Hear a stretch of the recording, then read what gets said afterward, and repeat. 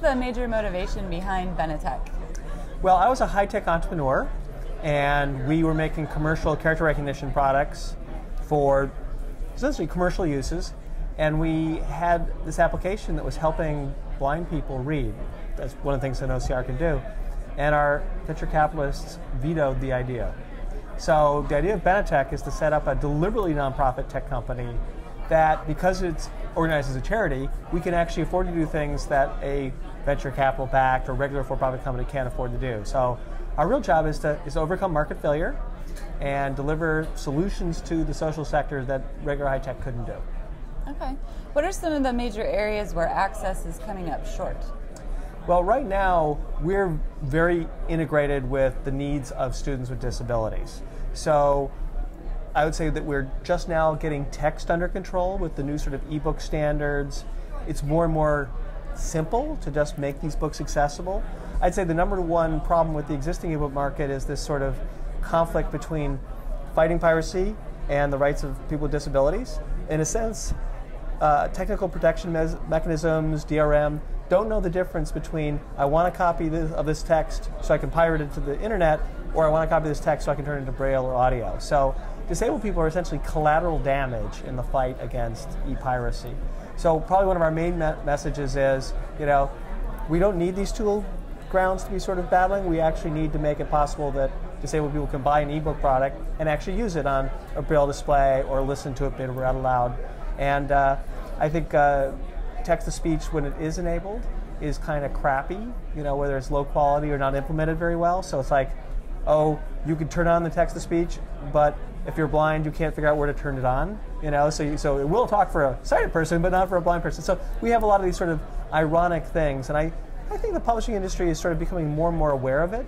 And in education, the publishing industry is being sort of sued into compliance, because in education, you can't deny disabled kids an equal crack in education. So schools are on the hook, and they'll just pass that on to the publishing industry and say, guys, you got to sell us a product that meets our requirements, which means we can't leave out kids with disabilities. Right. Okay. What are the first things publishers need to implement or change in their publishing models to address the shortfalls? Well, I think one is making e-commerce sites and websites accessible, and this is something that web accessibility is something that's pretty straightforward. It's you can't have like hyperflash with no alternate way of doing something, but it's pretty well understood in the web development community how to do that. And then secondly, it's provide some kind of mechanism to allow people to actually use the text inside the book. So that means either going with social DRM, so that it's copyright copying discouragement as opposed to, oh, lock it up so hard no one can do it, or work with the assistive technology vendors to enable text. One of the ideas that we have is sort of a hybrid approach, which is the text of the book can be, let's say, under softer restrictions, because it's not as commercially valuable as a perfect image, PDF, well laid out kind of version of the book. So maybe leave the TPMs on the commercial quality book that might actually lead to more piracy, but allow the text so I can say, pop it into a Braille display or turn it into large print without having to jump through a gazillion hoops. So I'd say those are probably the top couple of things. Right. Finally, what is Read2Go and when will it be released? Read2Go is our new iPad app for any of these sort of devices, iPads, iPod Touches, iPhones.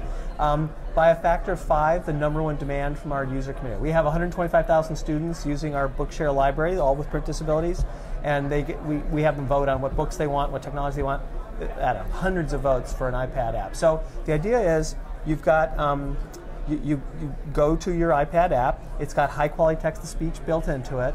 I can simply go search, and you search the entire Bookshare library, roughly 100,000 titles on there, and they're the kind of books that students need. So, every recommended reading book you could ever imagine, Hardy Boys and all the current teen lit, literature, all that sort of stuff. So you're likely to find the book that you either want for pleasure or for education or for employment, especially if you're a college student. And what it does is you just say, all right, so let's say I want to read Harry Potter. So I type in Harry Potter, all the Harry Potters appear. I click or press, and then it takes 30 seconds to download the book, and then I'm reading it. And then some of the key features is you can make the text bigger for people with low vision. And the killer app for dyslexic students is spotlighting each word and saying it at the same moment. so that they get essentially this bimodal approach. It's the key way you teach dyslexic kids to read unaided. It's also sort of like what they want to have in terms of an accessible book.